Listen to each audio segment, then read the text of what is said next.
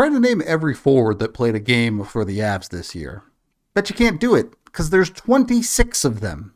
This video is breaking down the Avs' bottom 6 season, and we're giving them grades. Colorado has won the Stanley Cup.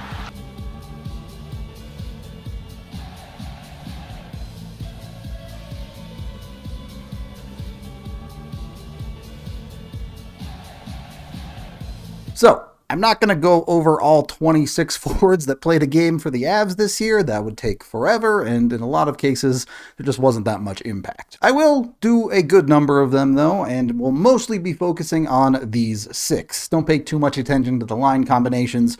Understand that these players bounced all over the lineup all season long because of the injuries the Avs dealt with. Of the players not on this list that are worth mentioning, one of them is Ben Meyers, who only had 4 goals in 39 games this year. As a rookie, that's not that big of a deal, but it was a little bit underwhelming for a guy you were hoping to compete for a full-time roster spot this season, and he just never quite got there. Still a lot of hope for him to be that guy next year, though. Beyond that, you had a revolving door of players not just getting called up from injury, but you also saw players rotate down. Evan Rodriguez and JT Compher both spent time on the third line at times this season, but they ended up in the top 6 for the most part. Let's start with these 4th line guys on this list, that being Lars Eller, Matt Nieto, and Dennis Malgin. All 3 players that were acquired via trade for Colorado joining the team in the middle of the season. I have 0 complaints about these 3 in the regular season. All of them came in and were effective at doing the job they were tasked with for Colorado. Eller and Nieto were consistent, solid presences that were able to chip in occasionally on offense, and Malgin actually probably outperformed what you would expect from him, able to score a good number of goals and even play up in the top 6 for a good portion of his time in Colorado. For veteran guys that should be in your bottom 6,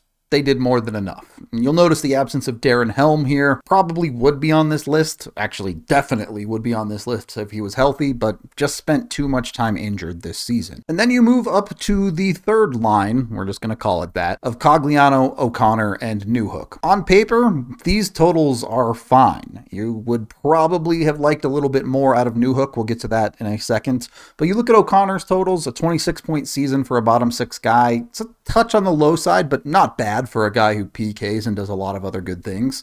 And Cogliano able to provide you 10 goals with those 19 points. When it comes to expectations, I think both of those guys met them just fine. The one issue you have with O'Connor is a lot of that scoring comes in spurts. At the start of the year, he started off super hot, scored a bunch of those goals, and then spent a middle portion of the season where it was a 30-game stretch and he had no goals and just 2 or 3 points. And then the Newhook conversation is one that kind of stands apart from the rest, because there were some expectations for him to take that next step and compete for a top 6 job, and he just never really got there. The flashes of skill and ability were absolutely there, but they were not consistent enough, and you could see when he lost confidence, his game at times just fell apart. Now, he's still a perfectly serviceable NHLer. The 3rd line center job is very likely in his future next year, and there will still be opportunity for him to take those next steps forward, be able to produce, and step up into, at very least, a middle 6, if not a top 6 role. It is still, however, a bit disappointing that he wasn't able to take that next step this season.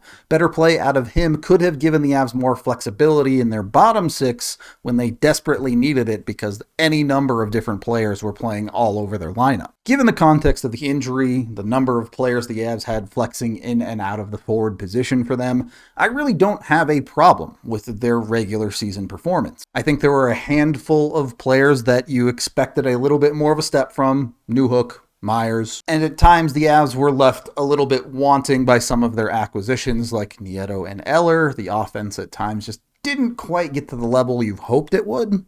But none of it was bad. That's maybe being a little bit generous. At times it was bad because the Avs were icing 6 Colorado Eagles players in their bottom 6, and the reality of that is it's going to be tough for them to do much against NHL competition. It's out of the Avs' control, but still a reality. So the lack of breakouts and the unfortunate situation of having to ice whichever warm bodies they could get a hold of, they still get a pass. I think given the situation, they did pretty well. But on a whole, on the regular season, I'm giving them a C-.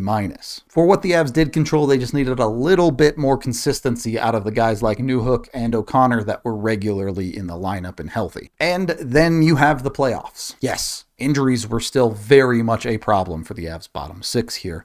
Not just losing guys in the top six, forcing players to move up, but losing bottom six guys. Both Darren Helm and Andrew Cogliano get injured in their first round series. In game 7, they had Brad Hunt play forward. That's where it was at. So there is some context here. But even that context is no excuse. Across a 7-game series, the Avs got 0 goals out of their bottom six. In fact, it's even worse than that. It's not just 0 goals. There was a single assist from a bottom six forward in the entire series, that one coming from Alex Newhook. I'd love to show you some highlights here, but there just aren't any for these players from Colorado in the playoffs. To say that's not good enough would be an understatement. This is a series that the Avs lost by 1 game, with multiple games that they lost by 1 goal. And for the most part, you got very good, if not great performances out of your top-end forwards. Both McKinnon and Rantanen did their best to carry this team. The Avs bottom six just couldn't muster even 1. There are a million reasons why the Avs lost that series. Their hole at 2C may be one of the biggest,